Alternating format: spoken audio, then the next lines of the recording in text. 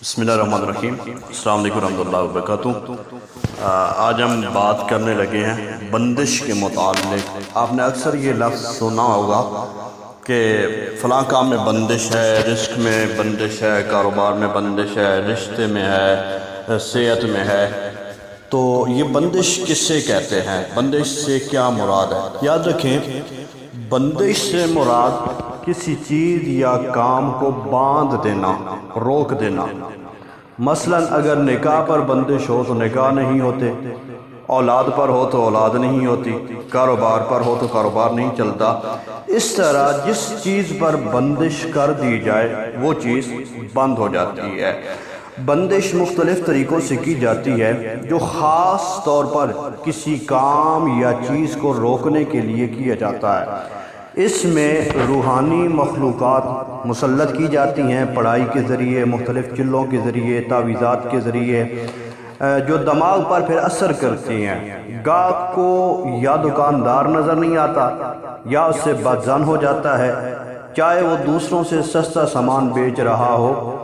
اسی طرح نکاح پر ہو تو یا مریض کا دل نہیں چاہتا نکاح ہو، دل تنگ ہوتا ہے، یا لوگ پسند کر جاتے ہیں اور پھر جواب نہیں دیتے، بدظن ہو جاتے ہیں۔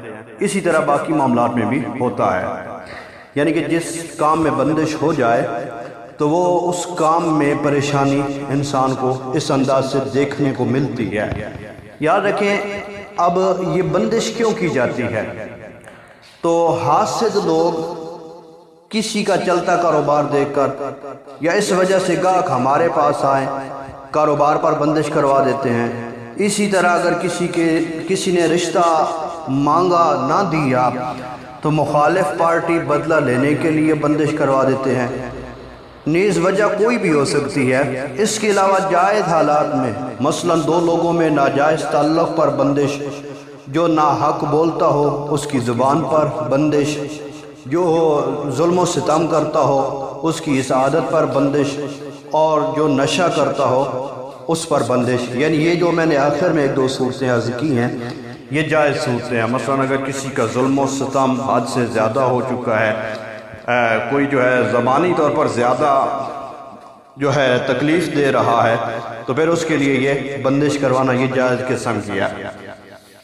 بندش کی علامات میں سر، کندھے، آنکھیں یہ بھاری رہتی ہیں، کام بالکل ٹھیک ہونا اور عین موقع پر آ کر سب ختم ہو جانا۔ اسٹارٹنگ سے ہی ہے، کام کرنے کو دل کر رہا ہے، لیکن جب کام عین موقع پہ ہے، یعنی کہ اب کامیابی کے مراحل میں ہے، تو اس وقت کوئی نہ کوئی ایسا کام ہوا، ایسی غلطی ہو گئی یا ایسا معاملہ سامنے آ گیا کہ بالکل گاہک ہیں وہ خراب ہو گئے، معاملہ جیسے شروع کیا تھا زیرو پہ زیرو آ جاتا ہے۔ تو یہ ساری جو ہے بندش کی علامات ہیں۔ سستی، جمائیاں، غنودگی، دماغ کا کام نہ کرنا، یادداشت کمزور ہو جانا، کام میں رکاوٹ آ جانا، یہ ان تمام جو ہے علامات کے ذریعے دیکھا جا سکتا ہے کہ بندش جو ہے اپنا کام دکھا رہی ہے۔ اب آخر پہ میں عرض کرتا چلوں کہ بندش جو ہے یہ کن طریقوں سے کی جاتی ہے۔ یاد رکھیں، حروف صوامت رجعت سے بندش خود لگ جاتی ہے۔ تعویذات خاص اس مقصد کے لیے لیے جاتے ہیں، مختلف جو ہے چلے کیے جاتے ہیں، مختلف عمل پڑے جاتے ہیں، اور آج کل جہالت کا یہ عالم ہے کہ لوگ اپنی رقم دے کر، پیسے خرچ کر کے یہ کام کروانے پہ تلے ہوئے ہیں۔ تو اس کے علاوہ اور بھی بہت سارے طریقے ہیں مختلف، جو ہے یہ چلے وغیرہ، وظائف یا دیگر عملیات، اللہ تعالیٰ اس سے محفوظ فرمائے۔ کیا بندش کروانا جائز ہے یا ناجائز؟ یاد رکھیں، بندش کرنا جائز ہے یا ناجائز، یہ جس مقصد کے لیے کی جا رہی ہے اس پر منحصر ہے۔ اگر مقصد جائز، مثلا کوئی نشہ کرتا ہے، اس کی اس عادت کو بند کرنا ہے، تو پھر بندش جو ہے یہ جائز ہوگی۔